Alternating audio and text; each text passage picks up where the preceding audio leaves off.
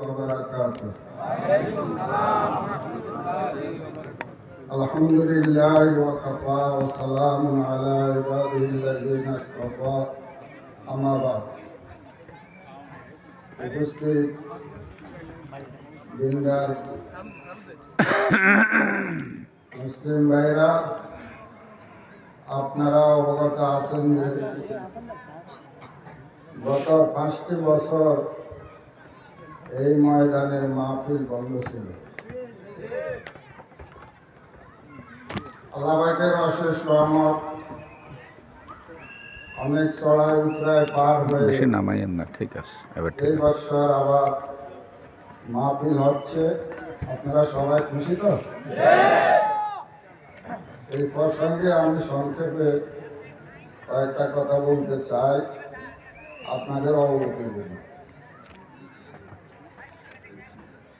2020 সালের নভেম্বর মাস রোজ শনিবার সকাল 9টা থেকে 9:30 মসজিদের সাথে অ্যাটাচ মসজিদের ইমাম সাহেবের রুম, আমি রুমে বসা, হঠাৎ কি যেন কান্নার আওয়াজ আসতেছিল, বুঝতে পারতেছিলাম না। বাইরে দেখে মসজিদের ভিতরে একটা লোক এমন ভাবে কান্নাকাটি করতেছে,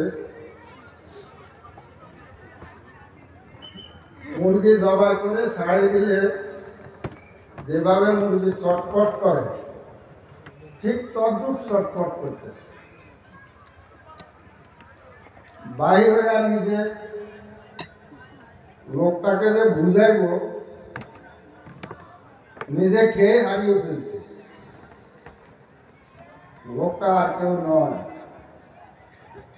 আবারও এই বছর যার উসিলা এখানে মাহফিল হচ্ছে, ভবিষ্যতে হবে ইনশাআল্লাহ। সে আরিফ হোসেন মিয়াজি, আমারই সন্তান। বুঝতেছি না কেন এত কান্না কাটে, বুঝে বুঝে সে বাসাও আমি পাইতেছি না। কান্নার আওয়াজে বুঝতে পারলাম নিশ্চয়ই বাড়িতে কিছু না কিছু হয়েছে। শেষ পর্যন্ত বুঝতে পারলাম যে মাহফিলটা বন্ধ হয়ে গেছে। ওই দিন নিশ্চয়ই আপনারা সবাই খুশি হয়েছেন যে মাহফিলটা বন্ধ হওয়ার কারণে।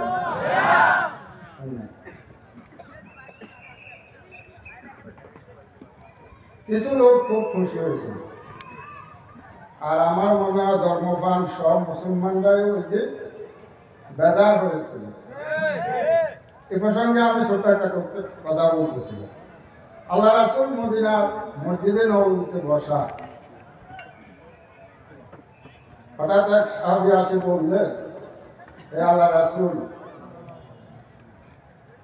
আবু জাহেলের দরবার আজকে জামপাক দাঁড়াবে। জামপাক বুঝেন আমরা, মানে যত সদস্য আছে সব আজকে উপস্থিত, কেউ আর উপস্থিত নাই।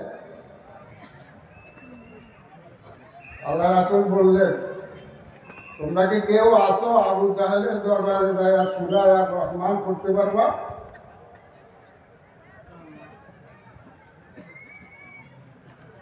আব্দুর রহমান নামের এক সাহাবী